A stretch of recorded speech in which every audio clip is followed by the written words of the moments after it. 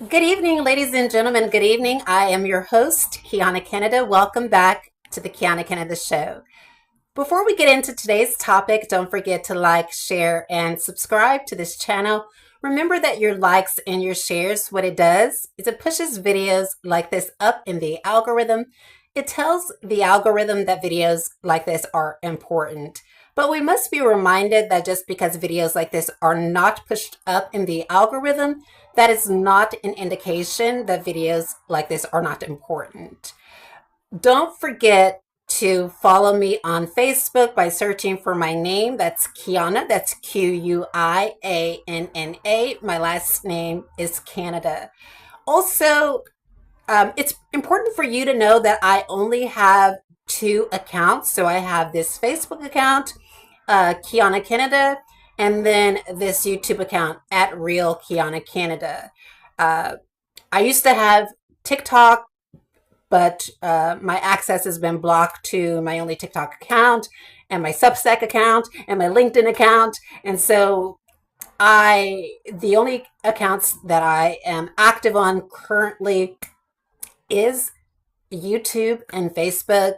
And again, my Facebook account is linked in the description of this video and also on my YouTube channel.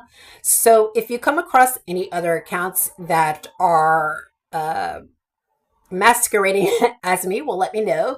That would be important for me to understand. You know, we're living in the world of AI, and it's interesting. I'll just travel off the beaten path for a moment. Is that I was looking up, I think I was watching a video on Navarro Media about a deep fake. And when I looked at that video, they were discussing a politician.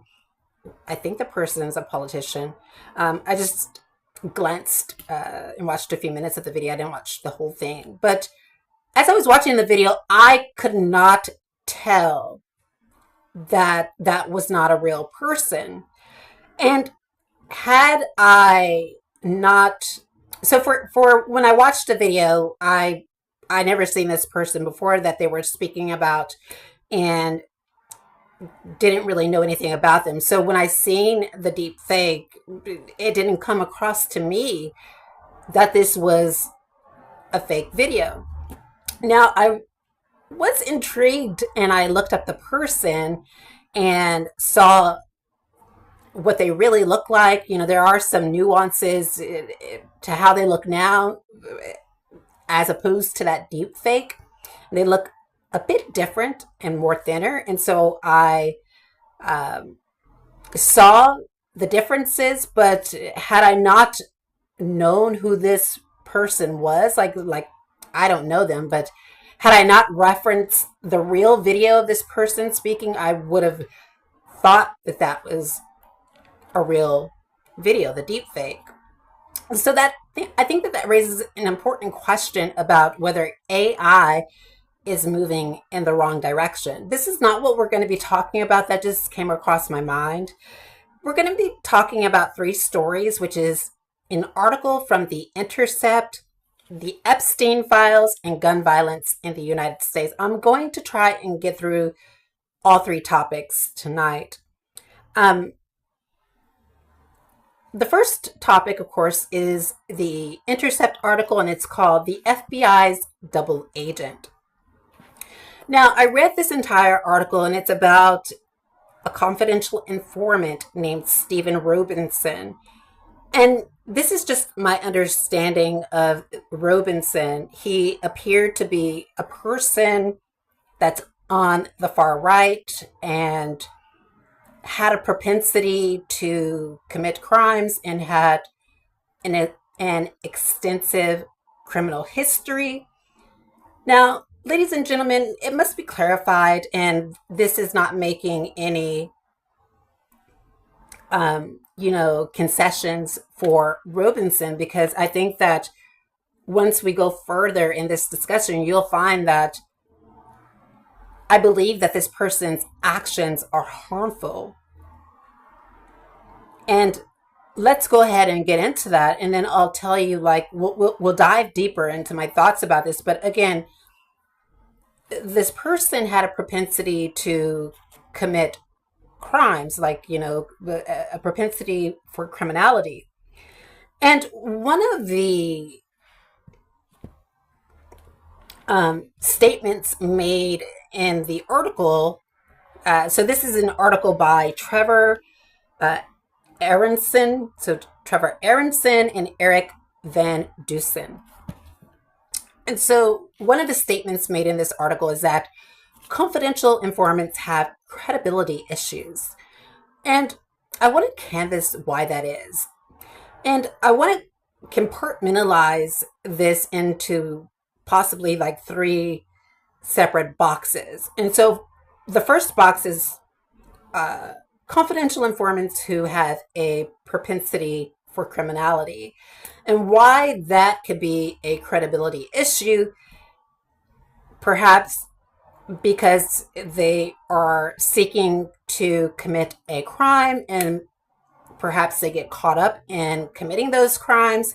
And from what this article is telling us is that sometimes the government will approach people that are, I guess, conspiring to commit an offense. They will approach them and have them inform to try and catch what they believe to be a bigger fish. And so I think that that's probably one reason as to why there is this notion that confidential informants have a credibility issue, is because there is this focus of working off their offenses. And so it's a situation that, in my idea and my opinion throughout this discussion, is that I believe that our intelligence agencies should be reformed. And you'll gain a better understanding throughout this discussion of why I feel that way. And so confidential informants, what often happens, ladies and gentlemen, and this is all the Intercept article, the Epstein files, and also gun violence in the United States. These are going to be 3 extemporaneous topics that we're talking about tonight. I didn't do much preparation for any of these. The only thing that I did do is I read the Intercept article and watched some videos on YouTube, and there has been some information that's been making its way on my Facebook feed, and so I decided, you know what, I think it's time to speak out about this. But going back to confidential informants and credibility issues, it appears that there is like this, they're anxious and there's a desire to work off these criminal charges. And if a person has, and we're just thinking, we're just brainstorming, right? So we're just having thought bubbles on this topic. I would say if a person like Robinson has possibly committed a crime and authorities found out about that, they would probably be doing anything that they could to work off those charges if they did not want to go to jail. And that is the inference that is made, of course, in this article. And another point that I found deeply concerning in this article is not only the malversation of the federal agents in this article, but also that they knew that the Wolverine Watchmen were going to storm the Capitol, but did not stop them. And ladies and gentlemen, I want to talk about this, where intelligence agencies will coerce persuade or manipulate people into committing crimes. And I find that deeply concerning. Now, is it true that some people like Robinson has a propensity to commit crimes and would commit the crimes if not persuaded or cajoled to commit a crime? Uh, you know what? I would say yes, right?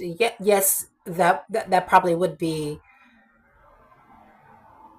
I think we could say yes to that, but then there are certain circumstances where people they don't want to commit a crime, and you have intelligence agencies using their intelligence capacities to try and push people into committing crimes that they would not commit if the intelligence agencies were not involved.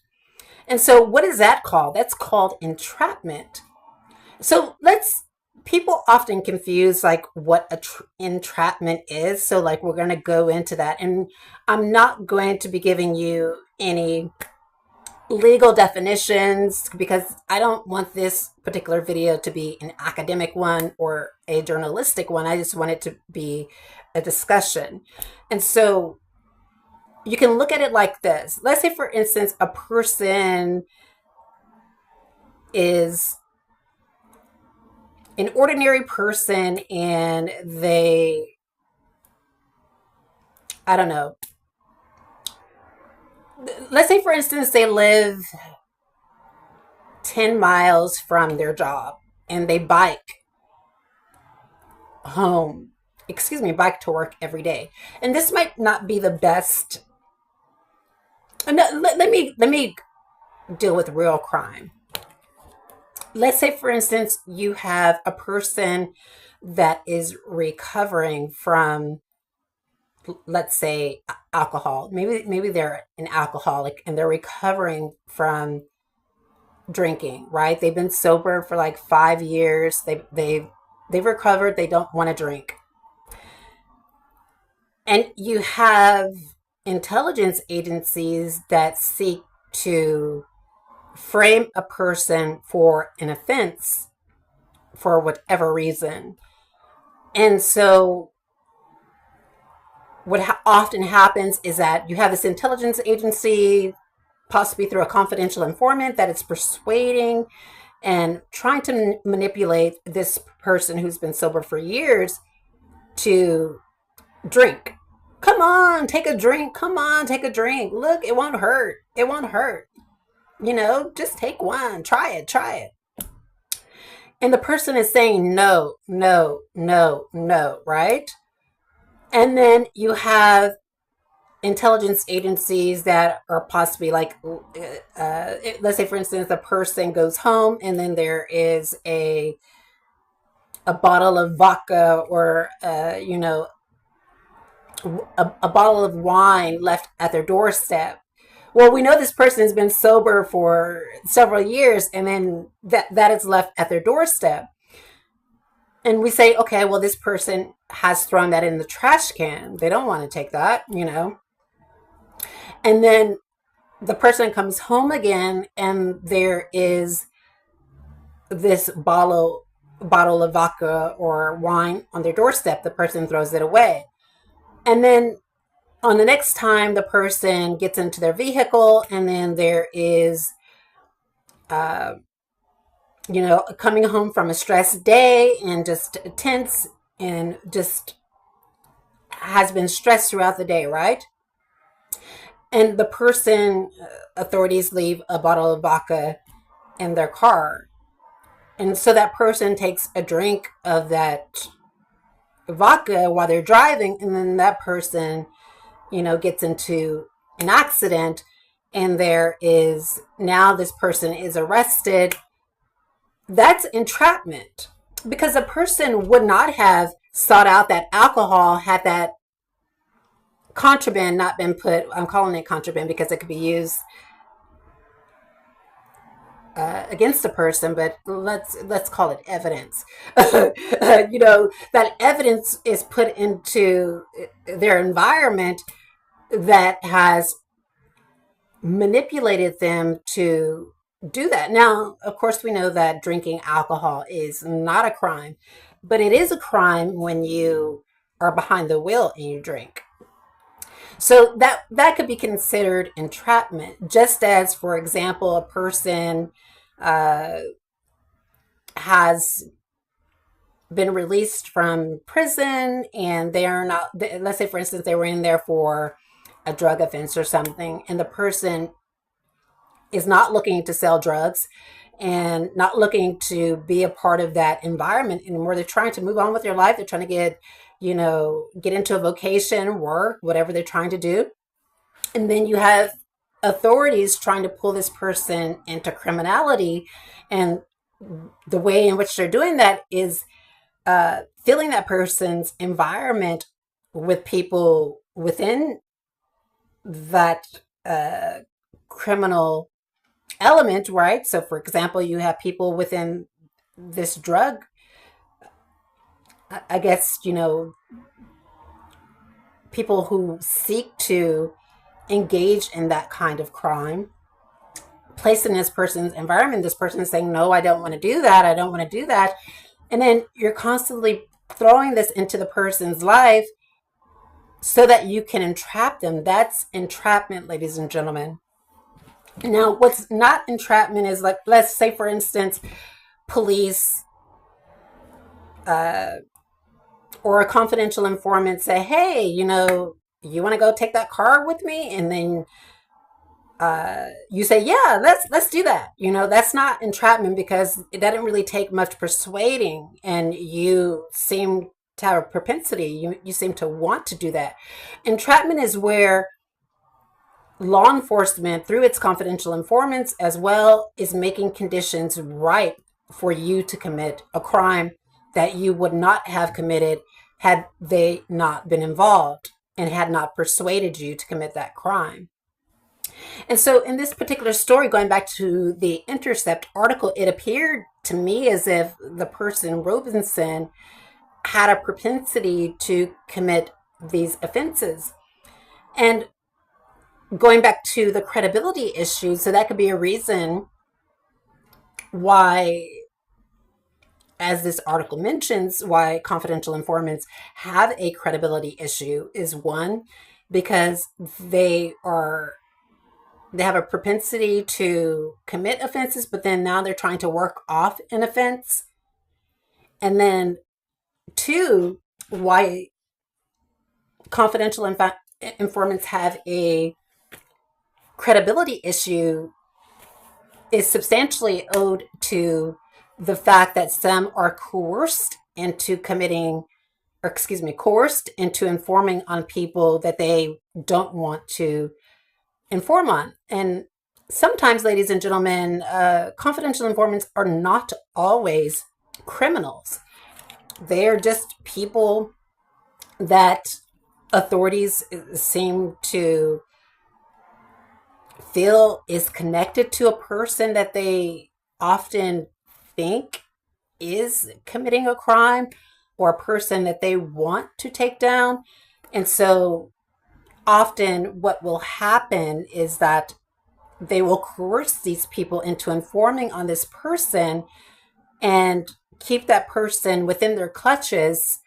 And to reiterate, the person is informing not because they have committed a crime, but just because they're afraid and they're being coerced to do so. And another element which is mentioned in this article is that confidential informants often rely on the story of intelligence agencies. So oftentimes there's not a complete picture that they have. I think if I were to guesstimate, my argument would be that most of the times when confidential informants do engage in a non-disclosure agreement with an intelligence agency, they're not given all of the facts. They're giving, part of the facts to fit the government's narrative. And so going in the confidential informant, they're listening to part of this story that perhaps is painting a person in a negative light, painting a person as a criminal. And in those circumstances, it can be difficult to say no, and ladies and gentlemen, let's be real. And I'm specifically talking about the global north because that's where I live, and I haven't lived outside of the global north. I'm an American citizen, and my experience with researching just a little bit on this issue is that you'll have impressionable, vulnerable people sometimes listening to people in the dominant society.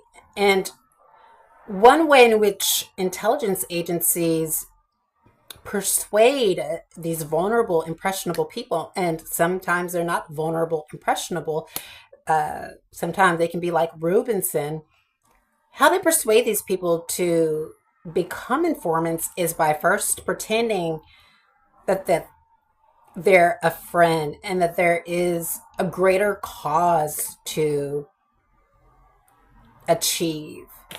And not only are they pretending to be that person's friend, not only are they pretending to look out for that person, not only are they pretending that there is a greater cause that needs to be achieved, but they're also framing the narrative in a way that it will benefit the confidential informant to go against whoever this person that the intelligence agencies want them to go against.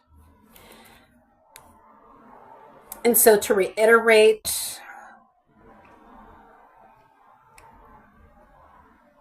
I want to go back to like the propensity to commit a crime. So in the article, the Intercept article by Trevor Aronson and Eric Van Dusen, they said this: Robinson posted, quote, possibly violent rhetoric and or someone, I forget who actually this quote belongs to, but in the article it says Robinson posted, quote, possibly violent rhetoric in support of the militia movement and the Boogaloo concept, end quote. And as you can see, this person had a propensity.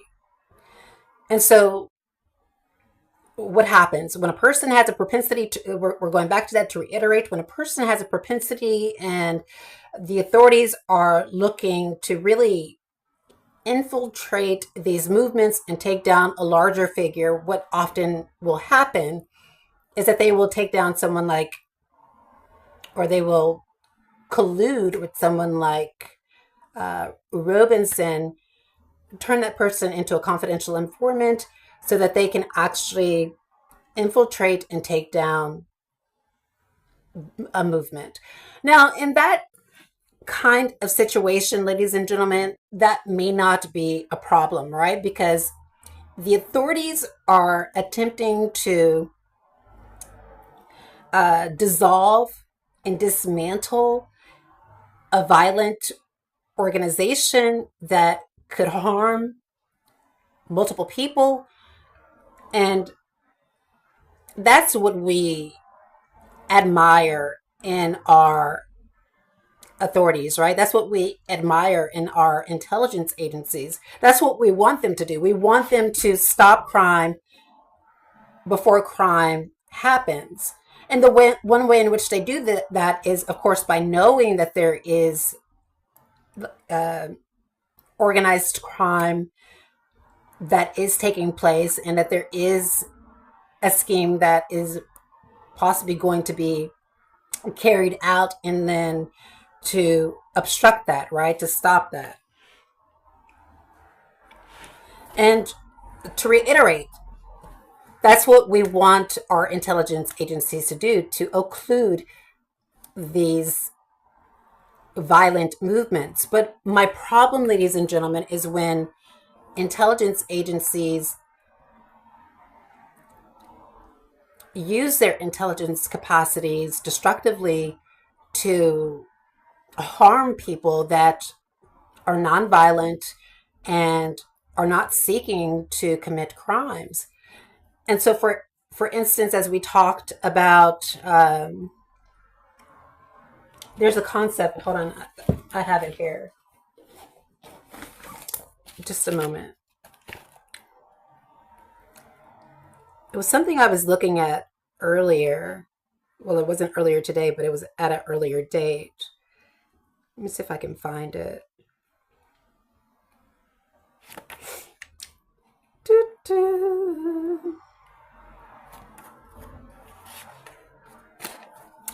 We'll talk about that another time.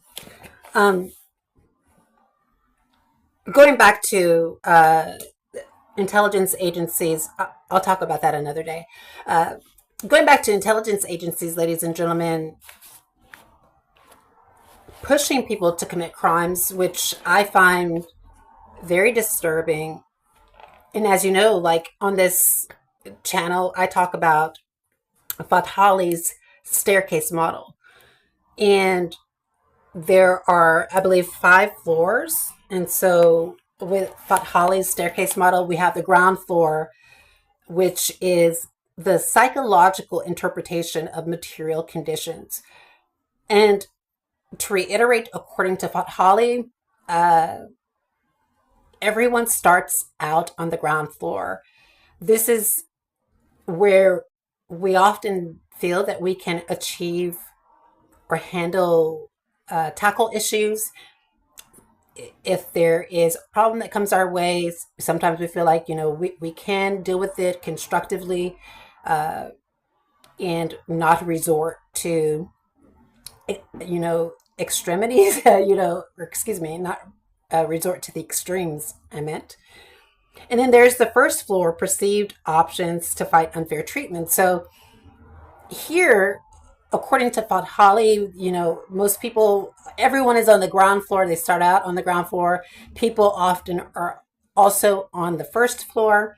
And this is where we often say, yeah, we can deal with unfair treatment.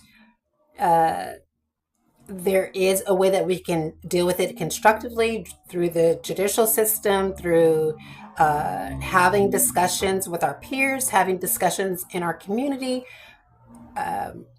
possibly moving or settling the dispute another way. And as stated by Fatali, people are on this floor as well. Like, this is not unusual for any of us to be on the ground floor or the first floor. It's also not unusual for anyone to be on the second floor, which is displacement of anger. Now, if we entertain the idea that anytime any of us displaces our anger out on somebody, that would give intelligence agencies or authorities reason to arrest us, that would be absurd, right? So let's say, for example, you have a man who is working long at work. He probably didn't get a promotion, and he is really not happy about that because he's worked hard at his job, and perhaps he wants to move his family into a new home. And also maybe it makes him feel good that he is moving up in the company, but he didn't get a promotion. And he feels he can't take it out on his superiors because then there's a possibility that he could be written up or get fired. So he goes home, and unfortunately he takes that out on his wife by, they get into an argument. And the argument really has to do with he not receiving a promotion at work. So you can see how there is not any evidence that that person would commit an act against national security there. It's just there's a displacement of anger. So it's not unusual for any of us to be on floors, the ground floor, the first floor, or the second floor. Now, this is where the unusualness comes in at, is where the person is on the third floor. There's moral engagement with organizations. That's organizations that attempt or seek to commit actions against national security. So there are these organizations that have a strong ideology that is anti-government, and there is, as we know, ladies and gentlemen, this is on both sides. This is on the right side. There's far right extremism on that side, and there's left-wing extremism as well. This is on both sides. I think what's unfortunate is that even in Northern Ireland, and as well as in the United States, there is so polarized that oftentimes when conservative movements are speaking out against extremism, they're talking about only the left, failing to acknowledge that it's on the right. As well as when left groups are talking about extremism, they're talking about it on the right, failing to acknowledge that it's on the left as well. And this can be very problematic to solving these problems, right? And so there's the fourth floor, which is categorical thinking. And so this is where the person legitimizes that they should carry out, or excuse me, not carry out, but that they should be engaged in these groups, or that they should be a part of these groups, and that the ideology of these groups are, in their opinion, that they're agreeing with it, right? They're saying, okay, well, this is true. Like, there is reason, right? That seems to be the point. And I think going back to the Intercept article, for me, what's disconcerting, to reiterate, is where you have intelligence agencies and informants, excuse me, seeking to push others up the staircase, pushing people up the staircase to commit crimes. And we're going to go into this deeper when we talk about gun violence later. So going back to the fourth floor, we have that categorical thinking, legitimizing these organizations that do us all harm. Because anytime a person carries out an attack, no matter who it is, it does us all harm. And as you know, I'm a nonviolent activist, a human rights defender. I am anti-gun, and I have a deep concern about what I'm seeing in the United States. Not only in the United States, but in other countries as well. But it's more prevalent in the United States.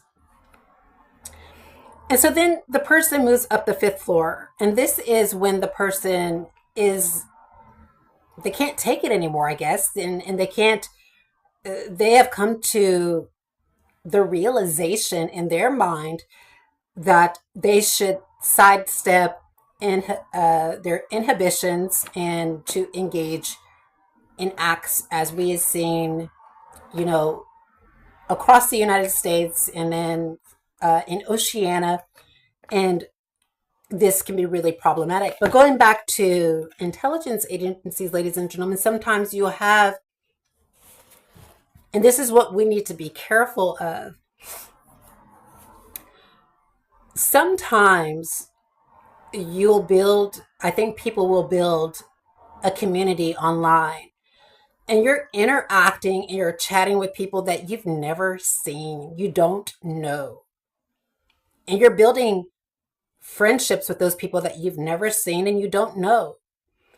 And these people are, in certain instances, are attempting to radicalize you, whether these are confidential informants working for the government or the government itself. They're attempting to radicalize you to, and this is my problem. There needs to be reform. I think that an intelligence agency's job is to stop criminality, to dismantle criminality, to occlude, like I said, a national security incident. But there has been certain instances where intelligence agencies have instigated national security incidents, and that's why I'm deeply concerned, is because there needs to be real change on this. Our government should not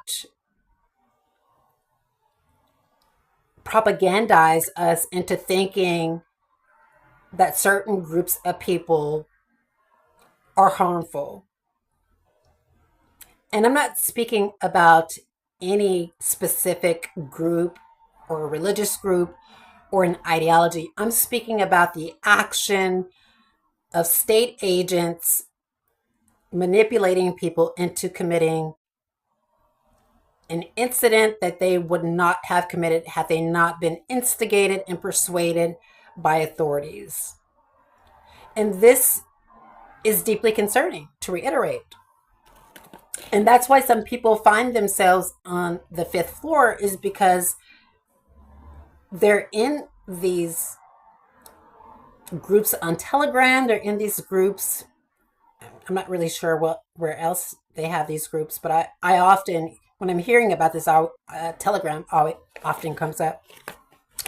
But they're in these groups on Telegram, etc., and they are in these echo chambers of extremism where people are having these discussions. And not only are they doing that, but then they're planning, and they're doing A, and then they're doing B. And then next thing you know, the person engages in an act that we all would disagree with. And the question remains is whether anything could have been done to prevent that from happening. And so what also concerns me is that, and I've mentioned this before on my channel, is when people engage in these acts and then there is a fatality, right? Oftentimes authorities will scrub their social media accounts. They will take everything of this person offline, and then we lose transparency, right? Because there's only one narrative that's being put to us, and that is by the authorities. And we don't know if that narrative is true or not because of the lack of transparency. And as I mentioned before in this channel, I think it is very important for authorities to keep that information online. And if you don't plan to keep it online, then you should release all of that information so that the public can make up their own opinion about what happened in a specific situation. And we often are robbed of that opportunity because, to reiterate, the government scrubs their social media accounts. They scrub, we're not hearing the stories from that person's family in the media. We're not hearing the story from friends. We're not hearing those stories. We're only hearing one side of the story. And sometimes the side of the story that we hear is altered and it's transformed into a narrative that supports the government's theory. And it raises a question as to whether those stories are manufactured, right? And I think if the government wants us to trust it, then the way in which the government gains our trust is by being transparent about these stories. The government need not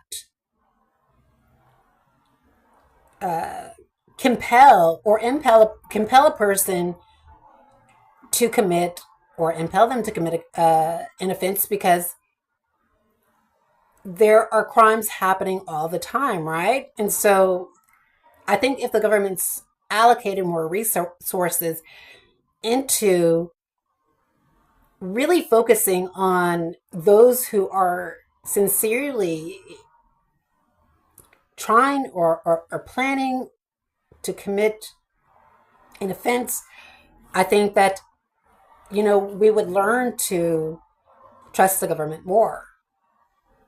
And I don't think that's what is happening. I often think what happens is that our governments, they want to frame a narrative that's specific. Like right now in the United States, we have the conservative movement attempting to frame the narrative that it's the left that is violent, right? Or extremist. And then when the left was in office, it was the left that was framing the narrative that the right was. And what we need to what we need to realize is that this can be, to reiterate, I've said this multiple times, it can be on both sides.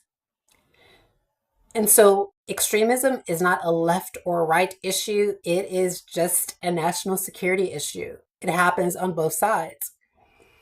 And by framing it as on the left, on the right or on the left, then I think we do a disservice to our communities, and the authorities does a disservice as well. Let's see, anything else I want to say?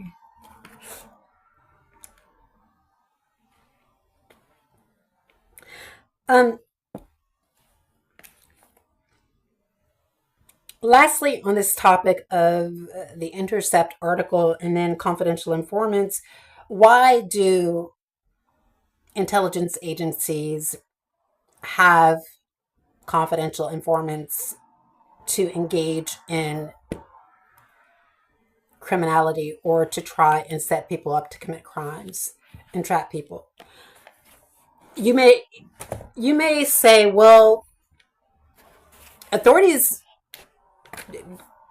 a person would know an authority, or they would know a person who is working with an intelligence agency. And I don't think that's necessarily true. Not everyone would know a person who is working in intelligence or working in law enforcement. I am of the opinion that authorities often conspire with confidential informants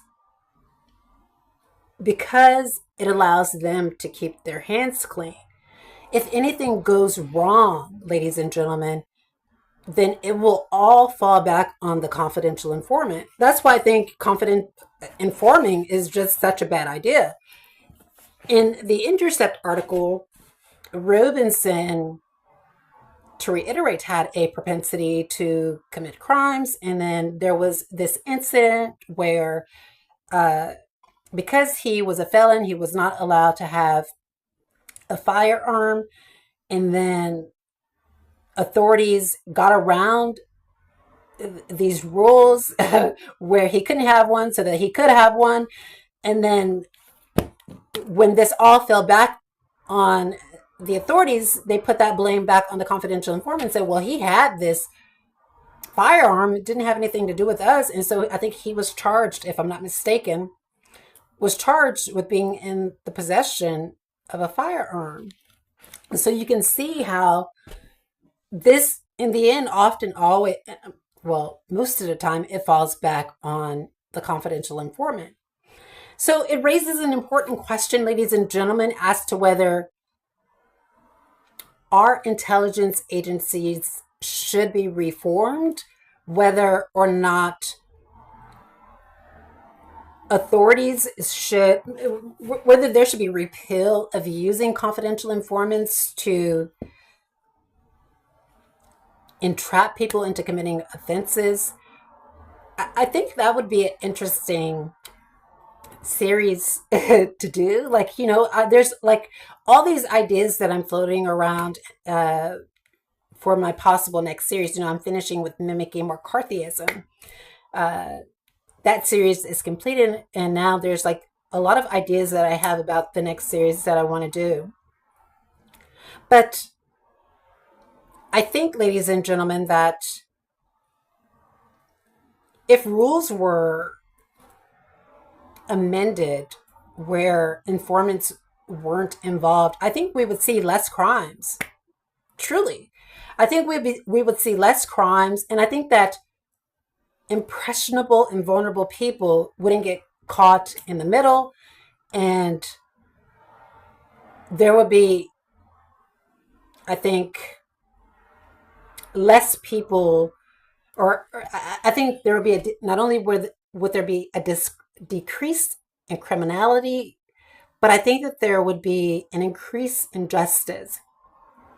Because going back to this article, you have people that are desperate sometimes, and they're looking to work off an offense for themselves, such as Robinson in this article, and they're willing to do anything or to say anything just to do that.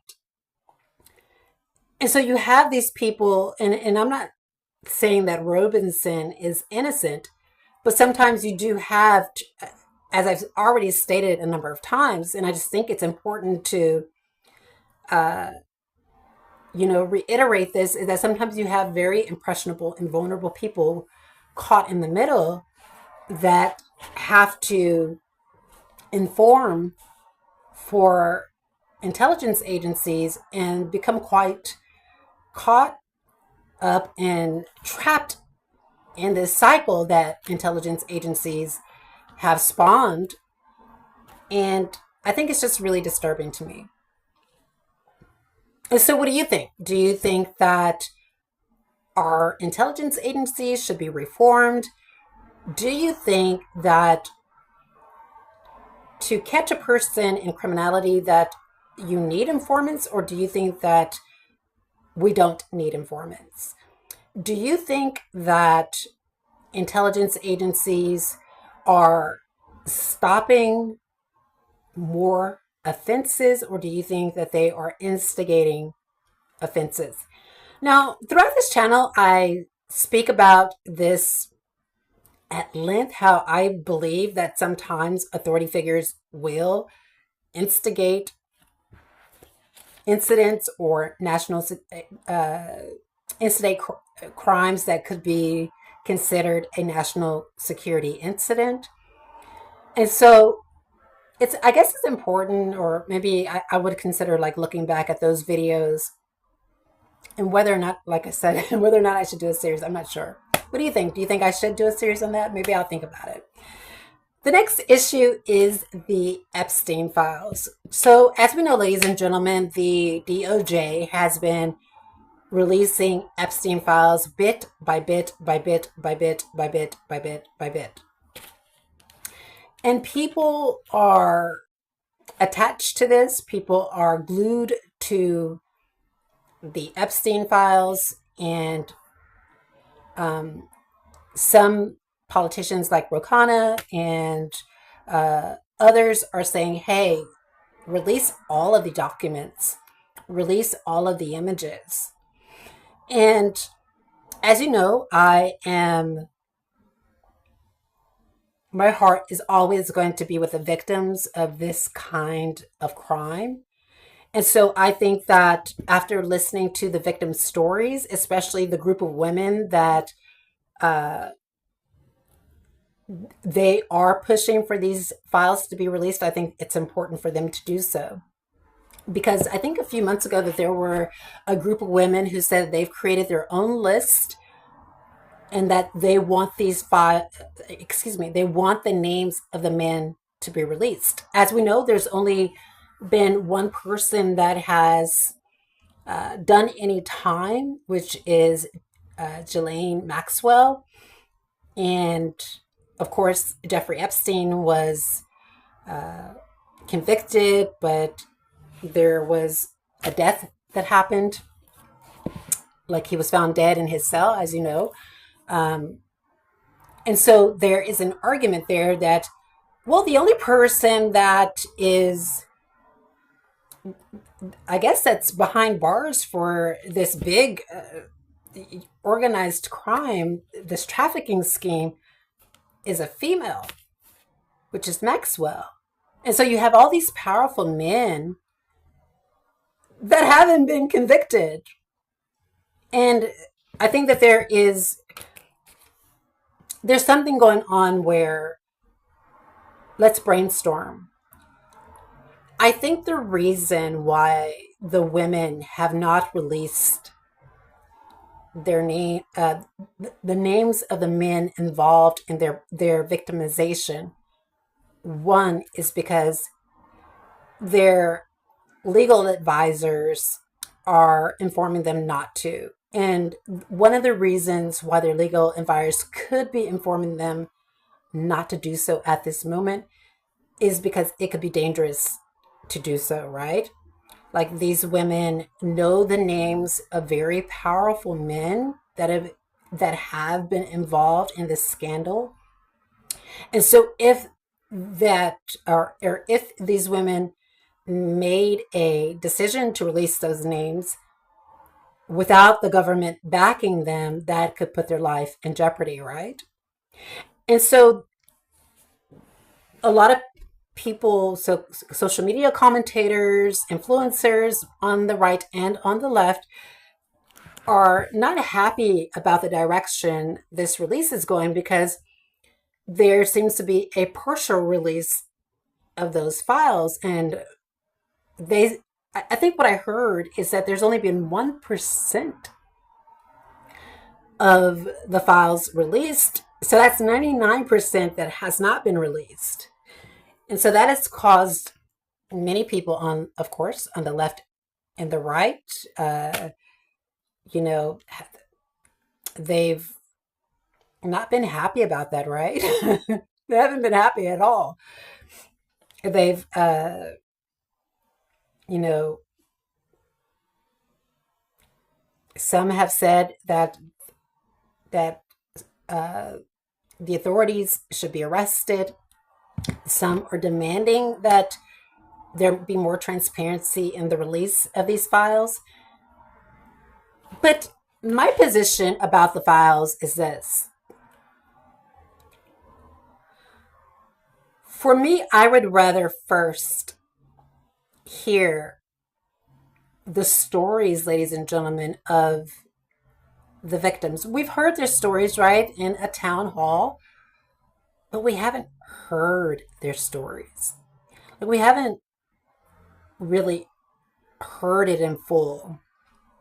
And part of the reason why that could be is that it can be really traumatic to remember and to recite that harmful information, that those facts, and referring back to that period of time when that happened to them. You know, if you are following this story, most of those women were minors at the time when this had taken place. And so it could be, you know, it can be traumatizing for them to recite that, or to talk about that. Some women, like, I admire their bravery, and I admire their resilience and their resolve and their courage to speak in that town hall and to speak out about their stories, and to do so with such fortitude and confidence. And I think that is what has kept us all going, right? We want to know who is behind this, right? We want to know who did this to those women. And to reiterate, we all think it's unfair. Like, I think it's unfair, and all of the stories that I'm here, excuse me, all of the comment, um, I think each of the videos that I watched and the commentary that I have listened to, all of those people also believe that it is unfair that none of these people have been prosecuted. And it raises an important question about justice. It raises an important question about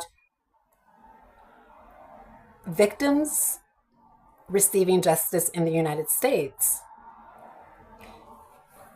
All right, ladies and gentlemen, what do you think? Do you think that they will release all of the files? Do you think that the American public, I'm pretty sure other countries are listening to these, or excuse me, listening as well and waiting with bated breath for the release of all of the documents? Do you think, ladies and gentlemen, that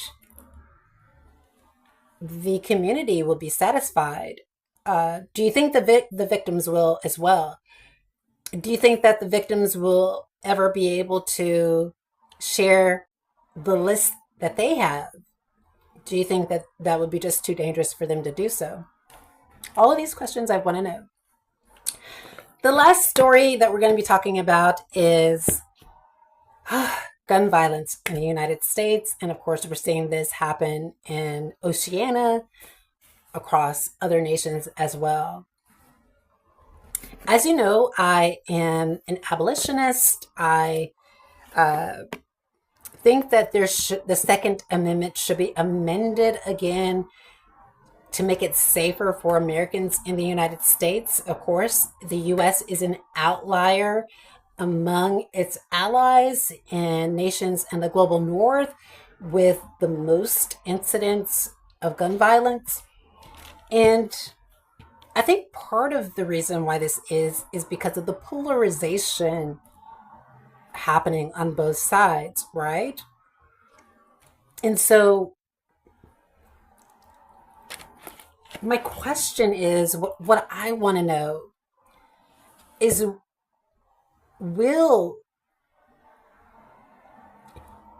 ladies and gentlemen, even after multiple people on the right has lost their life to gun violence, right?